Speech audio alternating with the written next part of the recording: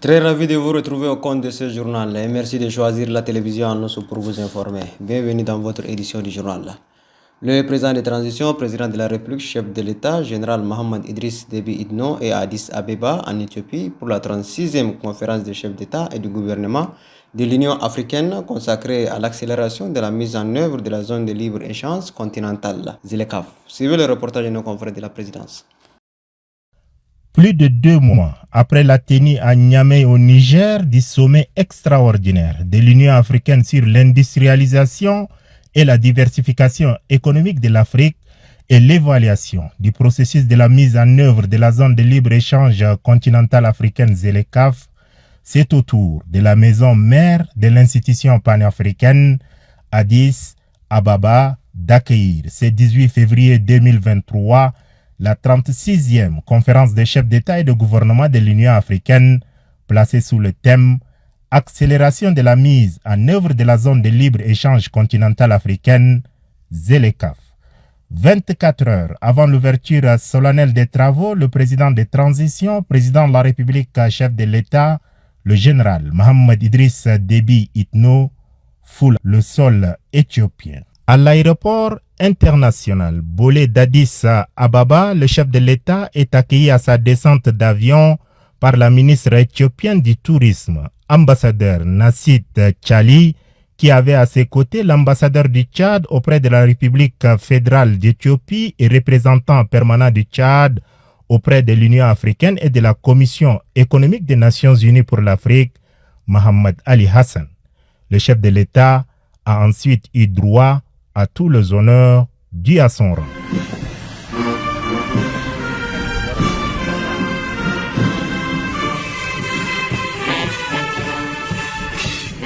La délégation tchadienne, conduite par le ministre des Affaires étrangères, l'ambassadeur Mohamed Saleh Al-Nadif, et comprenant notamment le ministre d'État conseiller à la présidence Abakar Manani, le ministre de l'Environnement, de la Pêche et du Développement durable Mohamed Abdelkerim Hanno, des conseillers techniques à la présidence et le personnel diplomatique tchadien établi en terre éthiopienne étaient également de l'accueil.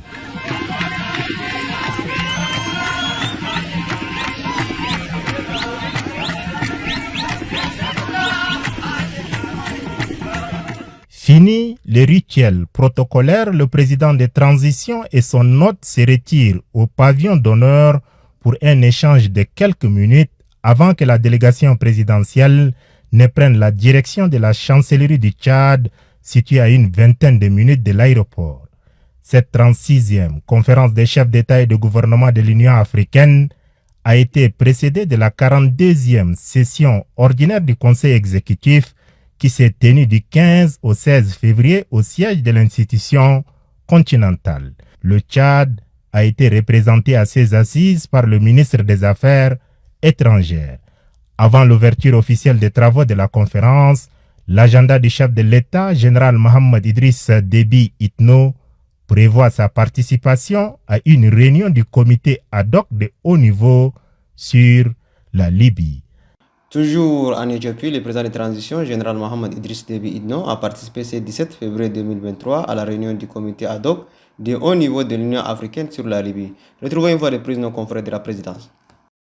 Pour aider les frères ennemis libyens de fumer le calumet de la paix, le président de transition, général Mohamed Idriss Déby Itno, tient à marquer de sa présence tous les sommets, réunions de haut niveau et rencontres bilatérales consacrées à la résolution de la crise libyenne.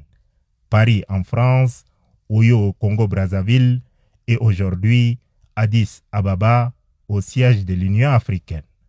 Aux côtés du chef de l'État congolais, Denis Sassou Nguesso, président du comité ad hoc de haut niveau de l'Union africaine sur la Libye, des autres présidents impliqués dans la résolution de la crise et du secrétaire général de l'ONU, Antonio Guterres, le chef de l'État, général Mohamed Idriss Déby Itno, est venu à cette rencontre réitérer une nouvelle fois le seul langage de vérité selon lequel la solution à la crise libyenne ne peut venir que des Libyens eux-mêmes et la communauté internationale doit les encourager à regarder ensemble dans la même direction et parler ensemble le langage de paix, de réconciliation nationale, de cohésion sociale et d'unité dans la diversité.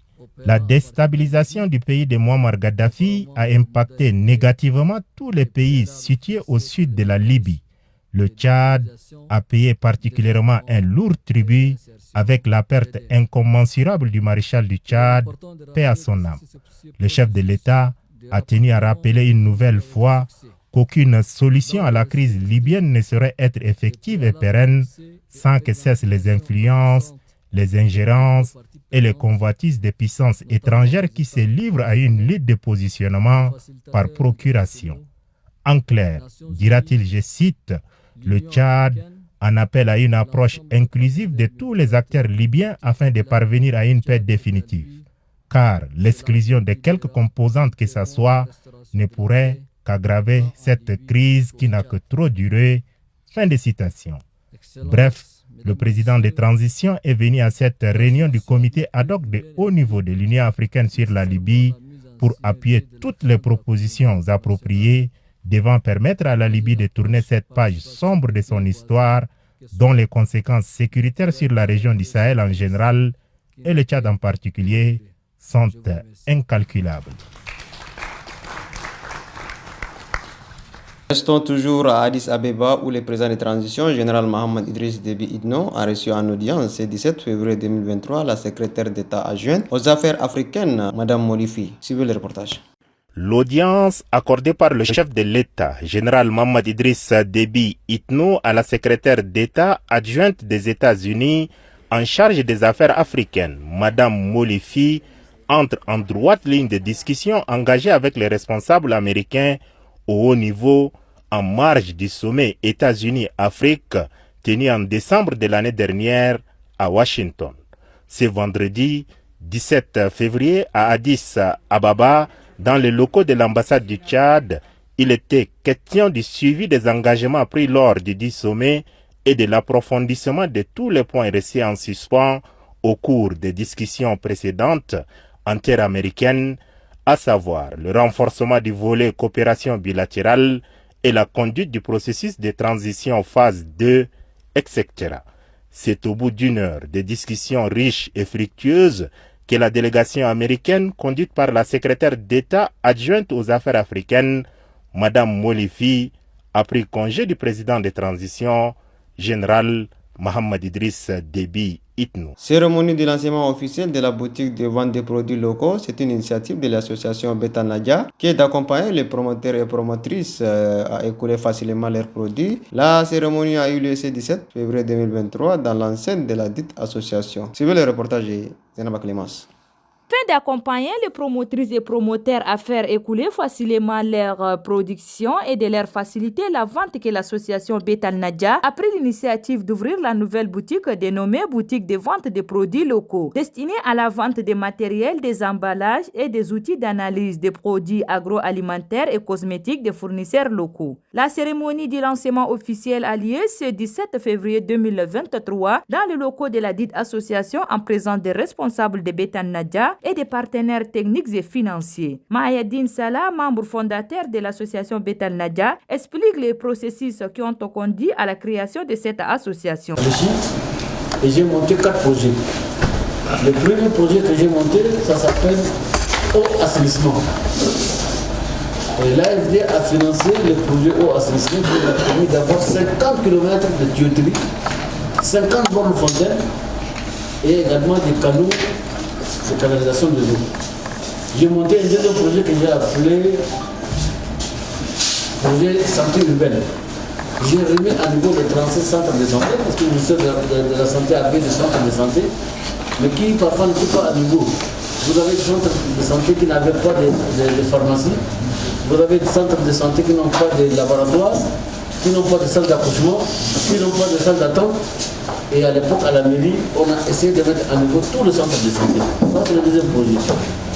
Le troisième projet, je me suis dit que si les jeunes, on n'arrive pas à leur trouver de l'emploi, ils vont s'occuper de nous. Donc comment faire? Et on s'est retrouvé avec l'administration, le secteur privé, la chambre de commerce, et on a créé Beta Nadia, qui est la maison de la réussite. Donc nous sommes en train de voir À l'époque, dans notre esprit, c'est que les jeunes qui viennent, qui ont fini leurs études, et qui n'arrivent pas à être intégrés, il faudra qu'on arrive à leur demander et les aider à être des entrepreneurs dans leur formation. Et c'est comme ça que Betal Nadia est né. En 2014-2015, il nous a su qu'on cherchait encore le financement pour pouvoir fonctionner. Mais aujourd'hui, moi je suis content parce que je sais que nous avons formé des centaines de personnes qui peuvent produire et qui aujourd'hui, on va peut-être dans la boutique trouver les produits qu'ils ont fait localement.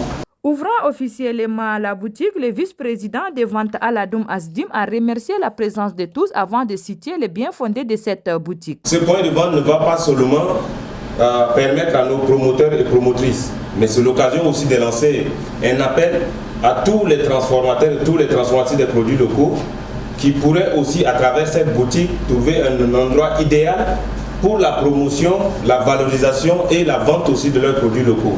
Donc c'est aussi le lieu ici de leur assurer que la porte de cette boutique restera toujours ouverte à tous les promoteurs et toutes les promotrices.